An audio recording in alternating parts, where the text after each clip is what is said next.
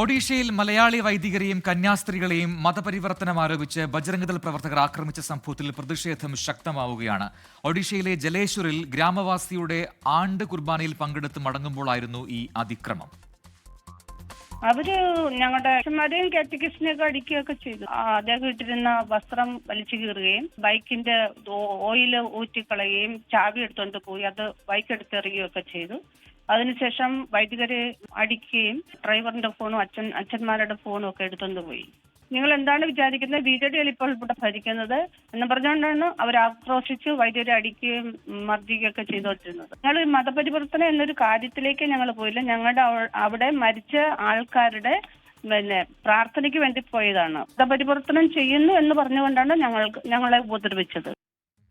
മതന്യൂനപക്ഷങ്ങൾക്ക് ഭയമില്ലാതെ ജീവിക്കാനുള്ള സാഹചര്യം ഉണ്ടാക്കേണ്ട ഭരണാധികാരികളുടെ ഉത്തരവാദിത്തമാണെന്ന് CBCI അധ്യക്ഷൻ മാർ ആൻഡ്രൂസ് താഴത്ത് പറഞ്ഞു. BJPയുടെ പൊള്ളത്തരം വെളിവായെന്ന് പ്രതിപക്ഷ നേതാവ് VD സതീശൻ പ്രതികരിച്ചു. വലിയ ആശങ്കയുണ്ടെന്ന് ഒഡീഷയിൽ ആക്രമിക്കപ്പെട്ട ഫാദർ ലിജോ നിരപ്പിലിന്റെ കുടുംബവും പ്രതികരിച്ചു. ഇനിയും ആക്രമിക്കപ്പെടുമോ എന്ന് ഭയമുണ്ടെന്ന് ആക്രമണത്തിനിരയായ ഫാദർ ജോജോ വൈദ്യക്കാരന്റെ സഹോദരൻ ബാബു ജോസഫും പറഞ്ഞു. ഇന്ത്യൻ ഭരണഘടന കാത്തുസൂക്ഷിക്കാൻ സർക്കാരുകൾ നടപടിയെടുക്കണം. അത് കേന്ദ്രമാണെങ്കിൽ സംസ്ഥാനം, എല്ലാ രാഷ്ട്രീയ പാർട്ടിക്കാരും അതിനുറപ്പാക്കണം. ഭയത്തിൻ്റെ ഒരു സാഹചര്യം ഒഴിവാക്കേണ്ടത് ഭരിക്കുന്ന അധികാരികളുടെ ഉത്തരവാദിത്വമാണ്. എവിടെ പോയി കേന്ദ്രമന്ത്രിമാർ കേരളത്തിലെ? എവിടെ പോയി രാജീവ് ചന്ദ്രശേഖർ? ഞങ്ങൾ പറഞ്ഞതല്ലേ സത്യം? എന്നിട്ട് ആട്ടിൻ തോലിട്ട ചെന്നായികളെ പോലെ അരമനയിൽ പോയി കേക്ക് കൊടുക്കാൻ പോവാം.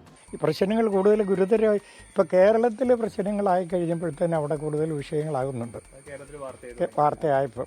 അതുകൊണ്ട് കേസ് കൊടുക്കാനായിട്ട് ഒരു സത്യാവസ്ഥ എന്താണെന്ന് പോലീസ് സ്റ്റേഷനിൽ എഴുതി കൊടുക്കാനായിട്ട് പ്ലാൻ ചെയ്ത് ഇരിക്കുന്നു. വിഷയത്തിൽ പാർലമെന്റ് കവാടത്തിൽ UDF LDF MPമാർ പ്രതിഷേധിച്ചു. അജീഷ് ജയകുമാർ ഡൽഹിയിൽ നിന്ന് ചേരുന്നു കൂടുതൽ വിവരങ്ങളുമായി. അജീഷ്, ഛത്തീസ്ഗഡിൽ അജീഷ് നേരിട്ട് പോയതാണ്. അവിടുത്തെ സാഹചര്യങ്ങൾ എന്തായിരുന്നു, അവിടുത്തെ പ്രശ്നങ്ങൾ എന്തായിരുന്നു കൃത്യമായി മനസ്സിലാക്കിയതാണ്.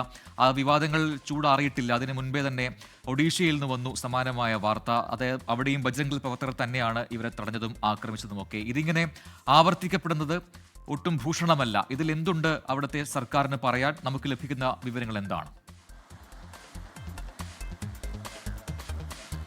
പ്രജൻ പറഞ്ഞതുപോലെ തന്നെയാണ് ഛത്തീസ്ഗഡിലെ ഈ വിവാദങ്ങളൊക്കെ കെട്ടടങ്ങുന്നതിന് മുൻപ് തന്നെയാണ് ഒഡീഷയിൽ നിന്നും സമാനമായിട്ടൊരു സംഭവം പുറത്തു വരുന്നത്.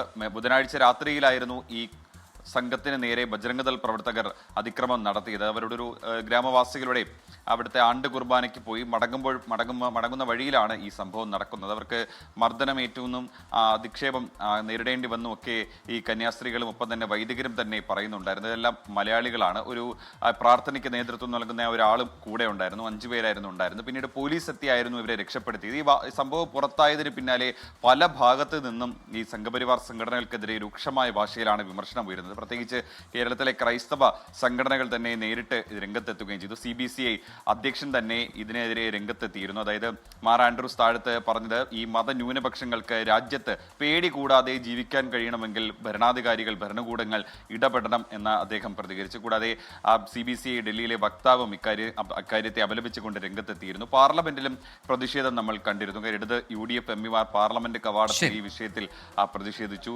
പ്രകടനം നടത്തി. പാർലമെന്റിനകത്ത് UDF MPമാർ അടിയന്തര പ്രമേയത്തിന് നോട്ടീസ് നൽകി. എന്തായാലും വരും ദിവസങ്ങളിലും ഈ വിഷയം കൂടുതൽ ചർച്ചയാകും എന്നുള്ളത് ഉറപ്പാണ്. അജീഷ് ജയകുമാറാണ് വിശദാംശങ്ങൾ നൽകിയത് ഡൽഹിയിൽ നിന്ന്.